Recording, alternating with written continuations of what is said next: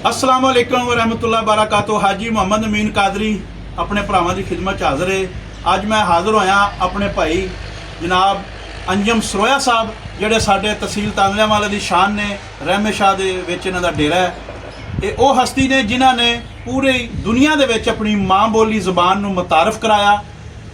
अज मैं उन्होंने खसूसी तौर पर मिलन आया। मेरे नाल मौजूद ने साडे इलाके की सियासी समाजी शख्सियत, जानी पहचानी शख्सियत जिहड़े किसी तारफ के मुहताज नहीं, जनाब चौधरी सलाबत गुज्जर साहब, और उन्होंने नाल उन्होंने वड्डे भाई चौधरी नासर अली गुज्जर साहब जिहड़े कि अल नूर वैलफेयर ट्रस्ट डेनमार्क के चेयरमैन ने, इस वक्त पाकिस्तान दे विच आए हुए ने दौरे ते। ते मेरे दिल च बड़े दिनों की ख्वाहिश सी अंजम सरोया साहब नूं मिलन दी। मैं समझदा सा शायद बूरे बिहाड़ी वाली किते साइड ते रहण वाले ने।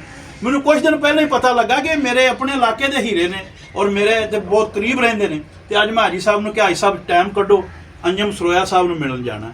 ये वो शख्सियत ने कि जेड़े हसाना, इंजॉय कराना एक वो तो वक्री गल है, लेकिन इन्हां दी हर वीडियो दे विच एक इंतहाई अच्छा मैसेज हुंदा है। अगर बंदा उन्होंने कोई समझे, कोई इन्हां दी ऐसी वीडियो नहीं जिहदे विच इखलाकी मैसेज ना होवे।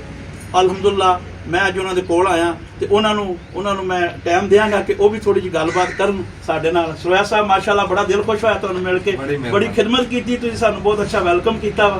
बड़ी मेहरबानी जी। तुहाडे वर्गे बंदे जदों मिलन आते ना जी, जिद्दां नासर साहब, चौधरी सलाबत आ, या तुसीं संधू साहब बैठे आ, ये मेरा सीना एडा चौड़ा हो जाता, मैनूं पता लग जाता भी मैं काम ठीक कर रहा। मेरी यही हौसला अफजाई बड़ी होंगी भी तुहाडे वर्गे जिहड़े खिदमत खलक करने वाले बंदे, जिहड़े बंदे की कदर जानने वाले, भी वो जो आप सानू इज्जत बख्शण आते ना जी, उदों मैं कहना भी मैं ठीक जा रहा। अलहमदुलिल्लाह भी जो तुहाडे वर्गे बंदे आते ते अल्लाह ताला जी तुहानूं होर हौसला हिम्मत देवे। तुहाडा काम वड्डा जी। मैं तो मंजी ते बह के चार गल्लां सुना दिंदा, पर तुहाडा काम बहुत वड्डा जी। जिहड़ा इंसानियत दा काम कर रहे हैं ना, ये ड्यूटी बड़ी औखी ड्यूटी है जिहड़ी मालक ने तुहाडी लाई है। ते अल्लाह ताला तुहाडे हौसले बुलंद रखे जी जिउंदे वास्ते। और सब तो बड़ी गल देखो, सरोया साहब एक ऐसे इलाके च रह रहे ने जिहड़ा कि इहनूं कह लो कि शहर तो बहुत दूर है। इन्होंने जंगल दे विच मंगल लाया। देखो इन्हां दा डेरा वेखो, फसलां दिखाओ जी जरा नाल, माशाअल्लाह 12 दरी बनाई है। ते आ नाल रहमे शाह इत्थों 1-2 किलोमीटर आ, किन्ना जी नाल ही रहमे शाह दे नाल ही माशाअल्लाह।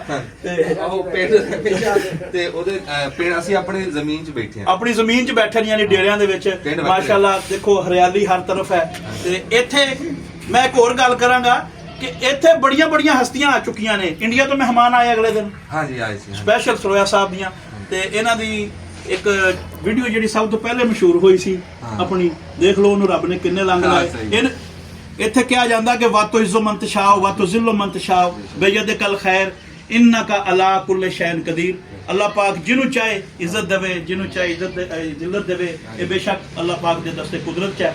अलहमदुलिल्लाह साडे भाई अंजम सरोया साहब ने अपनी माँ बोली जबान नूं पूरी दुनिया दे मशहूर किया। जबान तो मेरी भी यही है थोड़े वाली, पर मैं हुण गुजरातियों के नाल रह के बड़ी मिठी बोली है, बड़ी मिठी बोली है गुजराती, ते मैनूं बहुत प्यारी लगती है। मैं भी हुणे ना वर्गी बोलण लग पिया, हालांकि मादरी जबान साडी थोड़े वाली हुई है। हाँ, बड़ी खुशी हुई जनाब तुहानूं मिल के। ते अल्लाह पाक तुहाडा डेरा आबाद रखे, अल्लाह पाक खुश रखे जी। सारे दोस्तां नूं मेरी तरफों, अंजम सरोया साहब की तरफों, भाई नासर अली गुज्जर साहब की तरफों, सारिआं नूं अस्सलाम वालेकुम व रहमतुल्लाह बरकातहू।